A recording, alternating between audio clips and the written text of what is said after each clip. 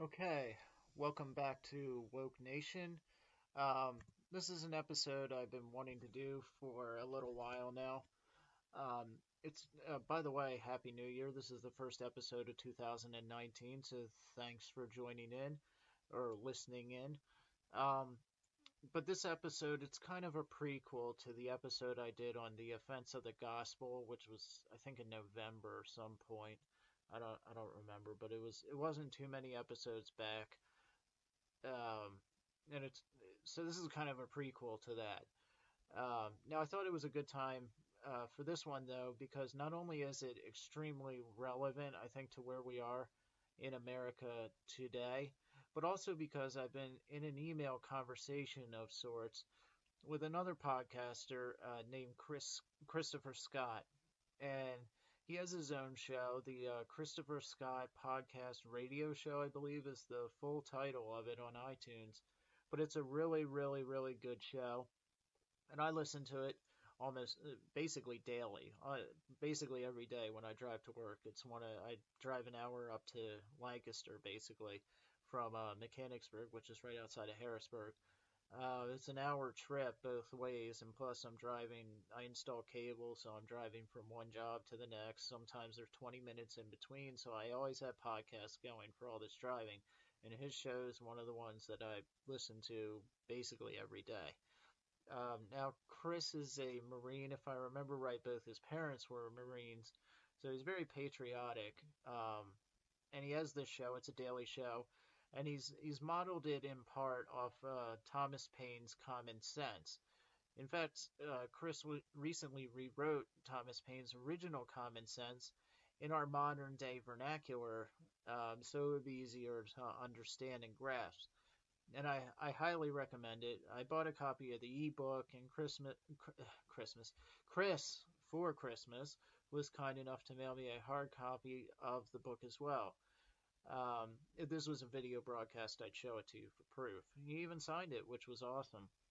Anyway, he brought up a portion of our email exchange in one of his last shows in which we were kind of discussing the idea of how man can find God and what part the church might play in where we are as a country right now, both politically and morally.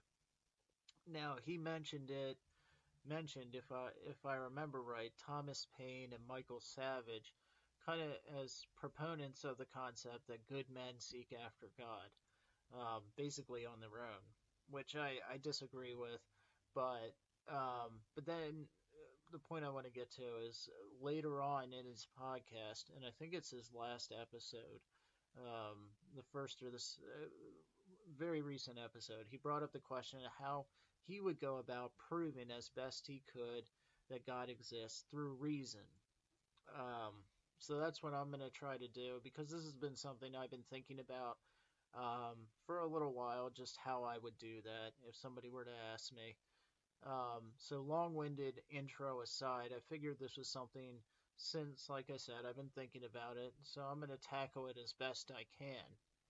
Um, and as you listen to this, I think you'll figure out pretty quickly that the way I'm going to approach it, and I don't know how, I haven't really listened to too many people really tackle this subject from just a pure reason point of view.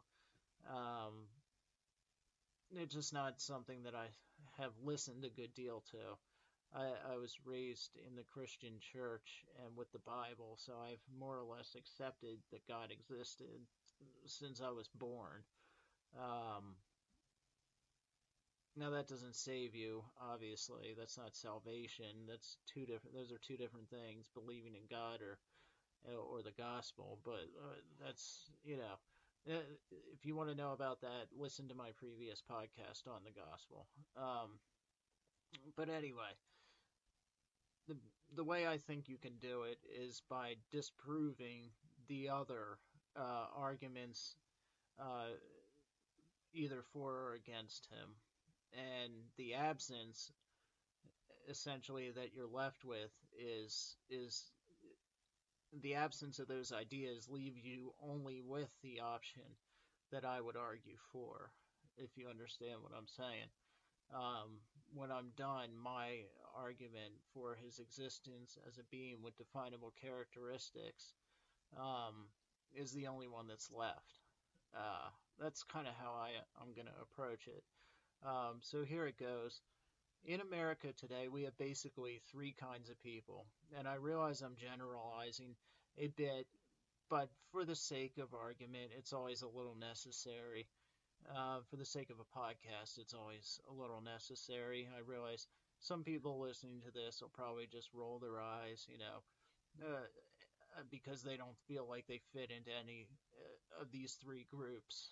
But, you know, generalization is necessary when you're having broad conversations like this. So basically, three kinds of people in America in relation to this question of the existence of God. And I'm just dealing with America, really, because that's what this podcast is about. Um, so the first group are the ones that I think make up most of America. These are people that, for the most part, believe in God in principle.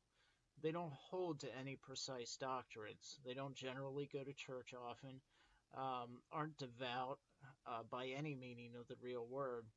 They view life as a sort of spiritual buffet. All paths, more or less, lead to God. For the most part, they believe that all religions are pretty much true and basically the same, but they don't think too far into it. It doesn't cross their mind that if studied, it's obvious that each religion makes specific claims to truth and therefore contradict each other. It would be impossible that they all be true, but since they don't look into it very much, this group believes in a vague idea of justice and morality that says that they are fundamentally, quote unquote, good people. Broadly speaking, they've done more good things than bad in life. So they believe that when they die, they will be led into heaven based on their generally moral life. The problem with this, besides the fact that all three of the monolithic religions make claims of absolute truth and blatantly contradict each other, so that there's no way that all of them could be true at once, but besides that, my question to this group would be, okay, you've done more good in your life than bad, so you say, compared to what? Compared to who? Hitler? Stalin? What is your standard? And what is your barometer for good? What is your definition for good? And where did you get it from? What is goodness and what is evil or badness? And how do you know you've done more of one or the other? Compared to who else? Usually they'll answer by saying something about society and law. Usually the society they live in and the laws they live in under, and claim that they follow these. But where did that come from? Where did society get its laws from? Where did society get its morals or its values? Are they defined or constantly shifting? Because society is constantly changing, as we know. Laws change. Morals even seemingly change all the time. What's acceptable and right one decade is certainly not the next. Now, some people will also go to the Aleister Crowley theology.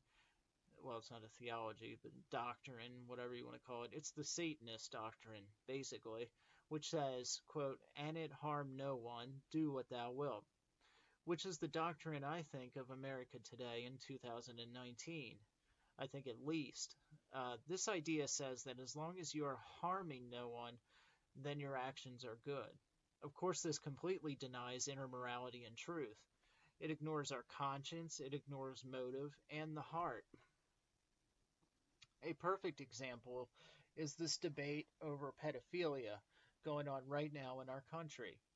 A group called MAPS says that pedophilia is a normal sexual orientation and is perfectly legitimate because these pedophiles aren't acting on their impulse. Excuse me. But this idea completely flies in the face of any belief in God. Surely, if a supreme being exists, he must, at least to a little bit, be concerned with both our inner and outer morality. Where did our conscience come from otherwise? How is it that only man of all the animals only has a conscience? All of mankind has this, from the isolated tribe in the Amazon or the Congo rainforest to the wealthiest Wall Street trader in New York City. We all have a conscience, however seared, it is there. And I would challenge anyone to explain how it got there other than some kind of divine force. Um, it's remarkable to us alone. So, this first group is at best very inconsistent and for the most part spiritually lazy. Um, but they do at least acknowledge in idea that some sort of God exists. Um, Now, the second group in relation to the existence of God would be atheists. For all the purported intellectual wizardry uh, of guys like Christopher Hitchens, Richard Dawkins, and Sam Harris, not one of them can deny a few simple facts.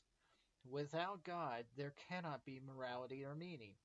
I don't care how you cut it, what intellectual tricks you try to pull off, um, but if there is no eternity, there can be no consequences for anything we do in this life. None. Zilch. Zero. In the atheist world, Hitler gets away with it. By shooting himself at the end of World War II, he escaped all justice, all punishment, forever. He murdered millions and millions of people and got away with it scot free. And I'll go one step further. If there is no God, if there is no eternity, there is not one single reason why it would be wrong for me to take a gun and go out into the streets and start shooting random people. Why would that be wrong? Well, those are people, you might say, human beings. But so what? If we are nothing but evolved animals, why would it matter? Why should I go to jail for killing an innocent man, but not for shooting a squirrel? What's the ultimate difference? No matter what an atheist says, you cannot get past this idea that we are nothing more than animals. Chance cannot have created all of this, as they say, but that is what they say. Look at the intricacy of the human body, the perfection of ecosystems in absolute balance and harmony, the billions and billions of stars and galaxies. To me, only a truly foolish person could say that there is one, that at one time there was nothing. Okay. Now you would say that some of this is just my opinion, but again, use your reason, use your logic. Okay, think this through. The probability of these things that they would claim with evolution. Um, um, in the beginning, according to them, um, there was nothing, absolutely nothing. Then, by chance, and by the way, chance is also nothing. It has no definable characteristics, nothing. It has no personality. It has no central intelligence. It has nothing about it that makes it a thing. It is not a noun. It is not a person, place. It is not an animal. It has no consciousness, no conscience, no morality, and no values, no plan, no ideas, and no foresight. Okay? So this thing, which is actually nothing, all it is probability, which is nothing. Um, Poof, by chance, all of this vast, intricate, complex world exploded into being. But that wasn't all. Chance, this indefinable thing, wasn't done yet. It was working with life. Life was just getting started. And life, by itself, is also nothing. You see it around you, obviously, everywhere we go. I have life, you have life, but by itself, it is actually nothing. It has no consciousness to itself. It is not a central character. There is no central character to it, just like chance. Um, but this life, along with chance, struggled to survive through some instinctual process. And it did this through the mechanism of evolution. Now, I'm not even going to go into the sheer odds, which are stacked billions to zero, that an undefinable, non-personal idea or ideas like life and chance could work together, intelligently work together to bring life along through millions and millions and millions of years of odds and hardship and danger and evolution to finally bring us, man. Even then, all we are evolved animals. We're still just animals at the end of this process. We have no purpose whatsoever. We have no meaning except to constantly reproduce and die. Um, and when you die, that's it. Concepts like justice, love, mercy, hope, faith, compassion, sacrifice, all these ideas cannot be explained by atheists. And if you can keep pushing and digging, no atheist can explain why people have value, where love came from, as I said, why people create. Most importantly, where does a human being's imagination come from? Their desire to create, their love of creation. Um, and also, more importantly, why do we have that and no other animal does? If all we are is animals, how did we get separated from them with this important distinction that we love to create and they do not? Um, and also, one other thing that I've never heard anyone challenge an evolutionist on is evolution is based on survival of the fittest. Okay? Um, why then do human beings have love, mercy, hope, faith, compassion, a desire to create? They would say, well, we achieve some higher plateau of evolution, that that somehow it was necessary. But all right, I guess that's the only thing they could say, that is some higher plateau of evolution that kicked in the evolutionary process and separated us from the animals and gave us these characteristics. But you know what? That kind of defies what they say is the ultimate point of evolution, which is survival of the fittest. Look at the animal kingdom around us. Look at Yellowstone National Park or Yosemite National Park or the Congo rainforest or the Amazon. I don't care where you go. Um, look, look at these places that where man has no influence, generally speaking, these protected areas where animals are allowed to live in their ecosystems, in their hierarchies, all to themselves. Okay?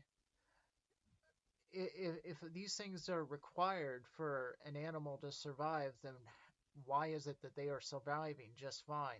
My point is that this defies the idea of of of the survival of the fittest being the ultimate goal.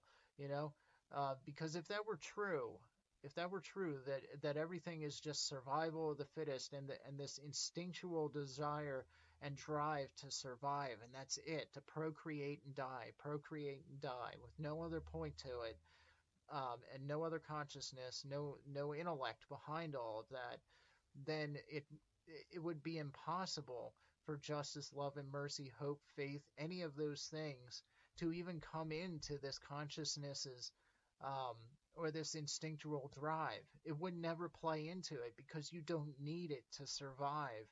Animal kingdoms will survive indefinitely as long as God allows this world to exist. The Congo rainforest will do its thing forever as long as it's allowed to, and it will do it and survive just fine without justice, love, mercy, hope, and faith. You don't need those things to survive. So if survival of the fittest is truly the ultimate thing, the ultimate goal, it's what's really driving everything, then it is a very, very poor explanation for how love, mercy, hope, faith, justice, compassion, sacrifice. You never see an animal sacrificing anything on its own.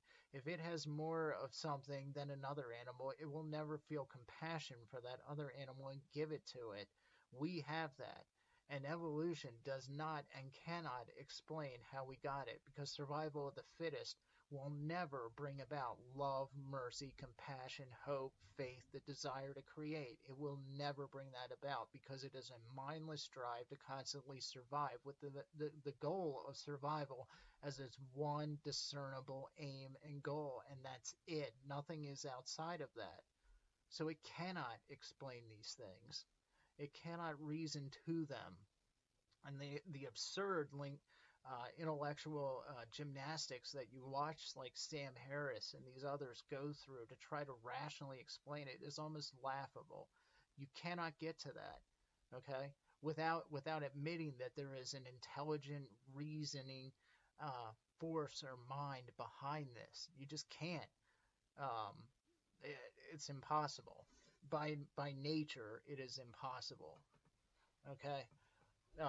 As I said, atheism does not and cannot explain anything about life, and their ludicrous, laughable assertion that science is, quote, still working on it shouldn't be believed by anyone. Some of the world's greatest atrocities, I will say, have been committed by blurring the line between science and morality and saying that one is the other.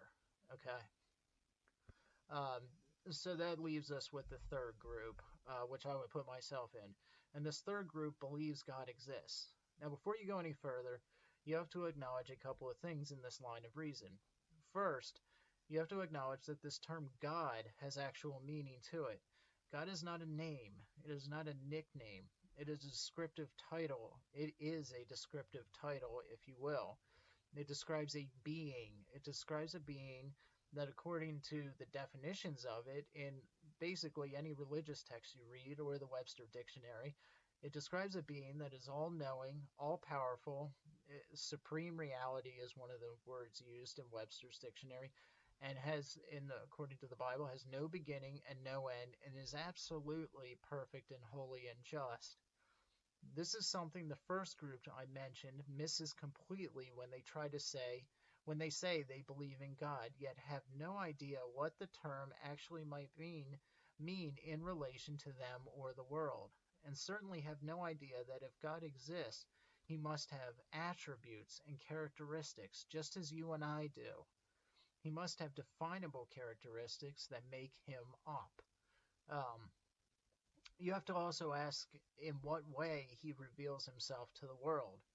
Um, Now, without getting too far into it, um, as I've said previously, I think he reveals himself very obviously in nature. Everything about it, from our separation, obvious separation from the animals, to the intricacies of nature around us, the vastness of space, how the Earth is in perfect orbit around the sun.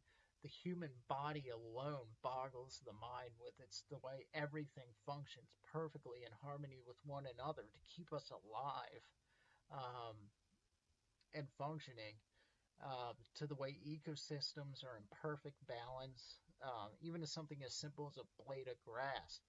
Uh, no human being could ever come up with that. And it's ludicrous. It is absolutely laughable to think that something like chance, some inanimate, unknowing, irrational thing that is not made up in the form of a being, but is instead just nothing. Nothing. Odds. That's literally it. They think odds could possibly have done all this. It's I don't know how you could ever get there. I just don't. I think you can prove the existence of God by the doctrines and themes in the Bible and by the world around you. As I said, the intricate design of the world and of the universe screams intelligent design. There's no escaping it, and it is preposterous to believe all this, all of human history. Think about that. However long you think this world's been here, whether you're a short, what do they call it, a young Earth creationist or an evolutionist with billions of years of history that you're looking back at, there's no escaping. Uh, it is preposterous to believe that all this, all of human history, every man, woman, and child has been for nothing, because that's what it would be if there is no eternity and nothing beyond this. Then all of this has been nothing, just a huge farce. All of existence would have no meaning. When we die, that's it. And evil men escape justice. To me, a sane person cannot accept that. So if you reason that all of creation screams that there is a creator, you must follow that logically this creator would have a nature, would have definable characteristics. He would have to. If he's a being, then he has a character and a nature and a belief system. You would have to ask, why did he create all this? And what does he want with us? He's the creator, we're the created. It's instinctual that from that you would wonder if we have a relation to him, a relationship with him. Do we owe him anything? Do we have any relationship with him, as I said? This is where religion comes in. Religion seeks to answer the question, what is our relationship with God? Now, the world is full of different religions, different ways to address this issue of our relationship with God. And my previous podcast on the offense of the gospel kind of delves into this a little bit. I think it's pretty obvious after it's all said and done that my way of proving through reason that God exists is basically to disprove, and I said this at the beginning, every other idea or theory. And the bottom line here, atheism can't answer for any of the deepest issues in life, where we came from, why we are here, what is good, why good is good or bad is bad. They simply can't begin to address this stuff. And their very unsatisfactory answer that science is working on it, again, I think has led to some of the most obscene atrocities of the 20th century, from Nazism to socialism. And the experiments that you saw at Auschwitz with the Angel of Death, Joseph Mengele.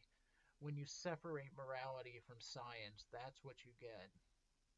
Um, the spiritual buffet approach that mainstream America takes is so contradictory and ignorant that even atheists laugh at it.